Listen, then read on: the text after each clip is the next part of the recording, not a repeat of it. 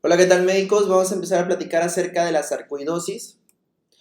Recuerda que la sarcoidosis va a ser un trastorno inflamatorio multisistémico que principalmente la característica es la formación del granuloma no caseoso. Muy bien. Más comúnmente sucede en los pulmones y en los ganglios linfáticos iliares. Es de una etiología desconocida. Recuerda siempre sospechar en esta enfermedad cuando tengamos una población de los 30 a 55 años, mayor predominio en mujeres que en hombres y tenemos predominio en poblaciones afroamericanas y escandinavas. La fisiopatología, tenemos una respuesta inflamatoria ante un antígeno extraño que no conocemos. Esto me provoca la formación de un granuloma, fibrosis y alteración en el metabolismo del calcio.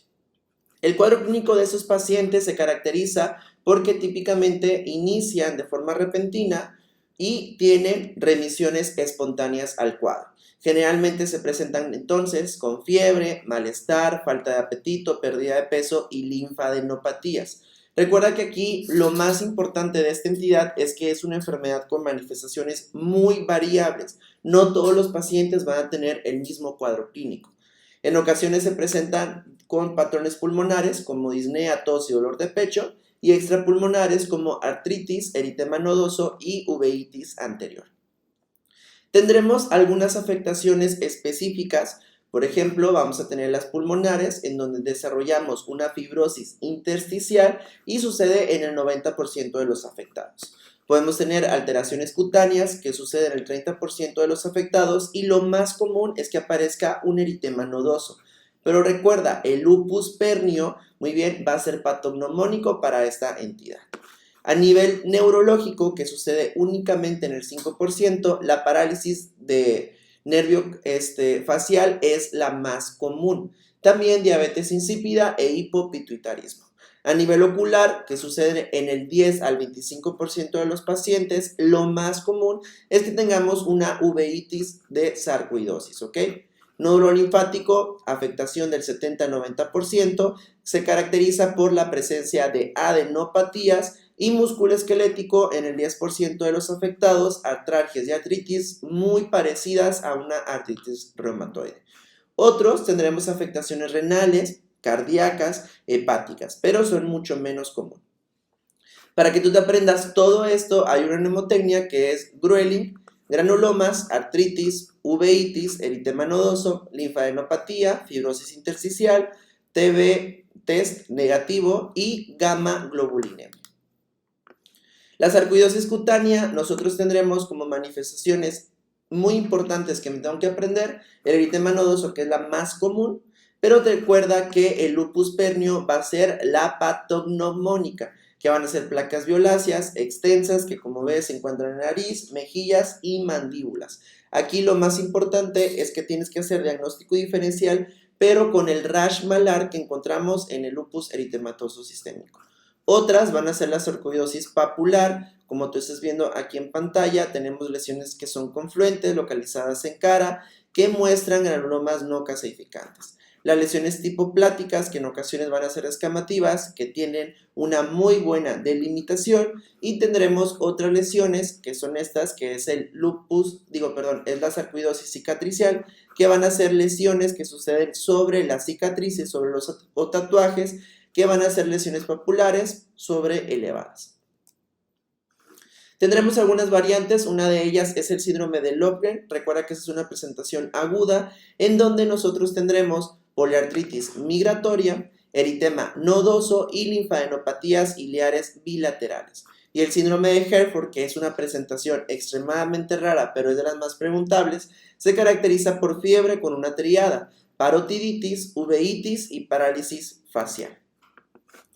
Un punto muy importante es la clasificación radiográfica. Recuerda que aquí la clasificación radiográfica, nosotros vamos a tener estadio 0, una radiografía normal, estadio 1, cuando observamos esto, que es una linfadenopatía iliar bilateral sin la presencia de infiltrados pulmonares. Estadio 2, linfadenopatía iliar bilateral con infiltrados pulmonares. Estadio 3, infiltrados pulmonares sin linfadenopatía. Y estadio 4, si tú te fijas, ya tenemos la presencia de este patrón reticular muy característico de la sarcoidosis que me sugiere fibrosis pulmonar importante. En la tomografía encontramos linfadenopatías ciliares y mediastinales extensas, micronódulos concéntricos y perilinfáticos. Recuerda que aquí es muy importante un diagnóstico diferencial radiográfico que es la beriliosis, ¿ok? La beriliosis se presenta con datos muy parecidos a la sarcoidosis, pero recuerda que allá tenemos la exposición a la manufacturación de alta tecnología. Otros estudios, pues va a ser una biometría hemática donde evidenciamos leucopenia y estudios específicos para evaluar. Un punto muy importante es el lavado broncoalveolar. Recuerda que aquí tendremos una relación CD4-CD8 arriba de 0.35 que también me puede llegar a hacer el diagnóstico o sugerir el diagnóstico de sarcoidosis. Las pruebas de función pulmonar, ya cuando está muy avanzado, adquiere un patrón restrictivo con un DLCO disminuido. La biopsia es el gol estándar. ¿Y qué es lo que nosotros identificamos? Los granulomas no calcificantes con la presencia de células gigantes. El diagnóstico entonces lo voy a hacer de esta forma siguiendo ese algoritmo. Cuando yo tengo hallazgos clínicos o radiográficos, lo más característico es que el paciente se haya hecho una radiografía de tórax y te pongan en la descripción presencia de crecimiento gangliolar mediastinal. Entonces ahí tú dices, oye, ¿qué puede estar pasando aquí? Entonces, si los datos son muy sugestivos, hacemos un diagnóstico de clínico, ¿ok? Sin la toma de biopsia. Aquí, por ejemplo, tendríamos un síndrome de Lohgren o tendríamos un síndrome de Herford, que es extremadamente raro. Si los datos no son sugestivos, lo más recomendable es hacer una biopsia o una citología. Esto para demostrar la presencia de la inflamación granulomatosa. Si no es sugestivo, entonces obviamente tengo que buscar un diagnóstico diferencial o si tiene datos sugestivos por imagen, pero no tenemos la presencia de granulomas, pues hay que buscar otro diagnóstico diferencial. Cuando nosotros tenemos la presencia de granulomas, esto no nos quiere decir que tenemos ya el diagnóstico de sarcoidosis, sino más bien que hay que buscar causas que se puedan presentar con granulomas no calcificantes. Una de ellas, te vuelvo a repetir, la beriliosis. Si no tenemos alguna otra causa e involucra más órganos, o sea, además del pulmón, me está involucrando la piel o me está involucrando el músculo o me está involucrando los ojos, entonces la sarcoidosis es muy probable que suceda. Si solamente tenemos afectación de un órgano, entonces estamos ante una sarcoidosis monoorgánica y se tiene que clasificar de esta forma.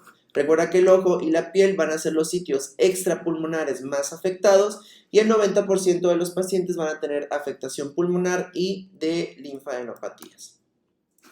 El tratamiento es muy importante recordar y centrarnos para fines de examen, quedarnos con esto. El tratamiento siempre que tengamos una sarcoidosis va a ser glucocorticoides como la prednisona.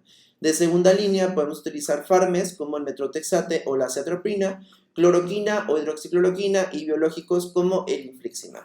En este recuadro te ponen cuáles son los esquemas de tratamiento, pero para resumirlos, pues prácticamente podemos observar cómo los glucocorticoides, prednisolona o prednisona, van a ser las terapias que vamos a estar seleccionando en la mayoría de los escenarios.